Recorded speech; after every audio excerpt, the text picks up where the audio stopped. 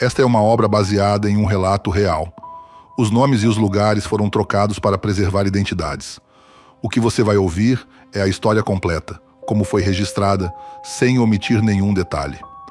No ano de 2018, 20 anos depois dos acontecimentos, um homem decidiu registrar por escrito algo que até então permanecera em silêncio. Ele e seus amigos haviam vivido uma experiência tão estranha e perturbadora que durante 2 décadas evitaram falar sobre o assunto. O autor do relato, que aqui chamaremos de Ricardo, resolveu finalmente compartilhar sua história, esperando encontrar outras pessoas que tivessem passado por algo semelhante.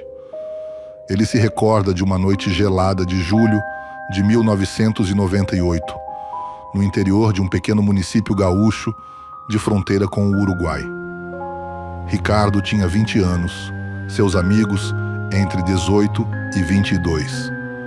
O grupo costumava explorar a área rural ao norte da cidade, onde havia um grande lago artificial cercado por mata nativa. As margens, a taipa e um bolsão de vegetação densa eram seus lugares preferidos para caminhadas, rapel e noites de aventura. O terreno era irregular, cheio de morros, trilhos de trem e córregos. Um cenário que eles conheciam bem.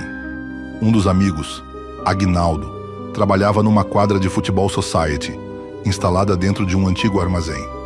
Um depósito de transportadora transformado em espaço de lazer.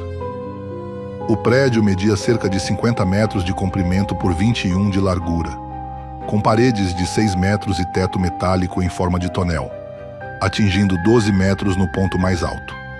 Nas laterais, frestas contínuas garantiam ventilação. Ao lado esquerdo, passava uma estrada que levava a Pão Curtume, fechado por portão durante a noite. Um cão de guarda, um fila brasileiro enorme e valente, patrulhava o local. Atrás do armazém ficavam galpões abandonados. À direita, pasto seco pela geada, depois mato, córrego e trilhos. Naquela sexta-feira, com temperatura de -2 graus Celsius, os 5 amigos se reuniram na quadra para assistir a um filme. Locaram um VHS de Stalingrado, 1993. Prepararam pipoca, pegaram cervejas e se acomodaram em frente à televisão. Eram quase 23 horas quando ouviram do lado de fora o cão do Curtume rosnar, um som gutural e profundo, diferente de qualquer outro. Ricardo, acostumado a lidar com cães, percebeu que aquilo não era simples alerta. Havia uma ameaça real. De repente, algo pesado caiu no pasto rente à parede. O cão avançou. A coisa correu velozmente ao longo do muro, como saltando até o fundo do galpão. Em 4 passos apenas, subiu pela parede, cruzou o teto e sumiu no mato. O medo foi imediato, quase paralisante. Mas eles reagiram. Ricardo pegou uma lanterna e sua pistola. Os outros, o que tinham à mão, uma chave inglesa, facas de cozinha, pedaços de ferro. Saíram pela porta da frente, contornando o prédio até o lado direito. Nada à vista. A lanterna era fraca e o céu, embora estrelado, mal iluminava o terreno. Avançaram até o limite do mato. A 20 metros da borda, Ricardo pediu que Aguinaldo e Fabrício jogassem pedras no escuro. Nada. Mais pedras. Silêncio. Somente o vento cortando o frio da noite. Continuaram até o córrego que marcava o fim da mata. Nada. Foi então que João, o mais impulsivo, arremessou uma pedra enorme numa sombra próxima aos trilhos. O impacto ecoou alto. Nenhuma resposta. Fabrício, com a voz tensa, apontou para o norte.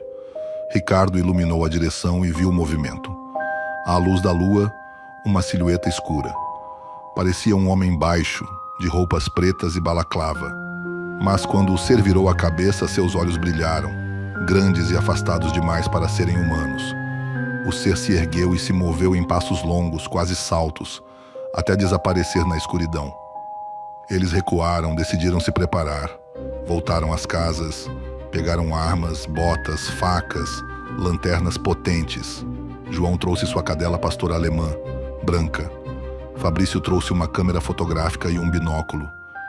Em poucos minutos estavam de volta à quadra, prontos. Seguiram pela rua Aurora até os trilhos. Branca farejava o chão, seguindo o rastro. Atravessaram a ponte de ferro sobre o córrego e continuaram pela margem.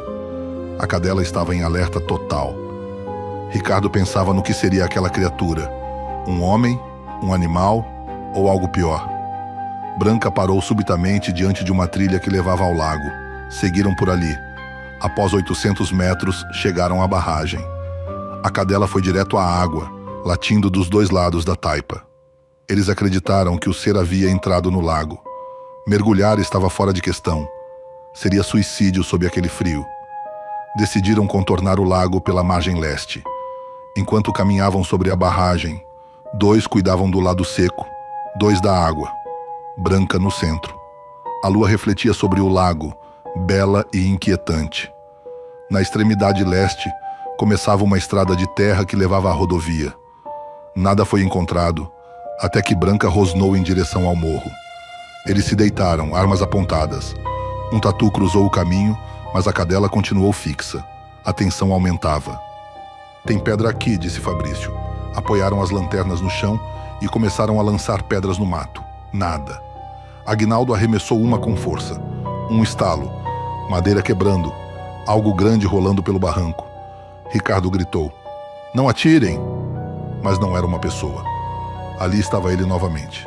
Apenas 8 metros de distância. Erguendo-se lentamente, muito mais alto que qualquer homem. Curvado, cinza escuro e fosco, como um corpo coberto por tecido opaco. Braços longos, dedos terminando em garras. Pés grandes, articulados como os de um macaco. Cabeça ovalada, sem boca visível e olhos brilhantes. Durante 2 minutos, o grupo permaneceu imóvel, encarando o diabo cinza. Branca latia sem parar, prestes a atacar. Ricardo sentiu algo estranho, a sensação de que o ser queria contato, mas de repente, ele saltou em sua direção. Escorregou, caiu, e o grupo abriu fogo. Em 3 segundos, 20 disparos. O corpo tombou de costas, quieto. Branca tremia, tentando se soltar. Formaram um arco de proteção. "Hora das fotos", disse Ricardo. Júlio, que levava a câmera, foi pegá-la, mas o ser, rápido como um raio, saltou sobre eles e correu pela estrada rumo ao norte. Gritaram, atiraram novamente. Alguns tiros o atingiram. Ele mancava. No chão havia um líquido escuro, talvez sangue. Ninguém tocou. Recarregaram as armas e decidiram persegui-lo. Branca puxava o rastro até o pé de um morro. Subiram com dificuldade. Espinhos, pedras, cortes. No topo, uma clareira cercada por mata. E lá estava ele outra vez, a 30 metros, enfraquecido. Formaram linha e avançaram. Atiraram. O ser correu, caiu, levantou, correu outra vez para o campo aberto. Foi um erro. Sob a luz da lua, sua silhueta era visível. Mais disparos. Caiu de novo, imóvel. Quando se aproximaram para garantir que estava morto, Branca começou a rosnar para os lados. Não apenas para o ser caído, mas em todas as direções. Algo se movia na orla do mato. Olhos brilhando. Vários. Pelo menos 6. Estavam cercados. O medo retornou, denso e primitivo. Ricardo olhou para os amigos e disse com voz firme: "Eles têm uma turma. Vai ficar feio. Mas se a gente for morrer aqui, vai ser brigando." Formaram uma cunha, armas apontadas, Branca no meio. Correram de volta pelo mesmo caminho, atirando. Atravessar o mato foi difícil.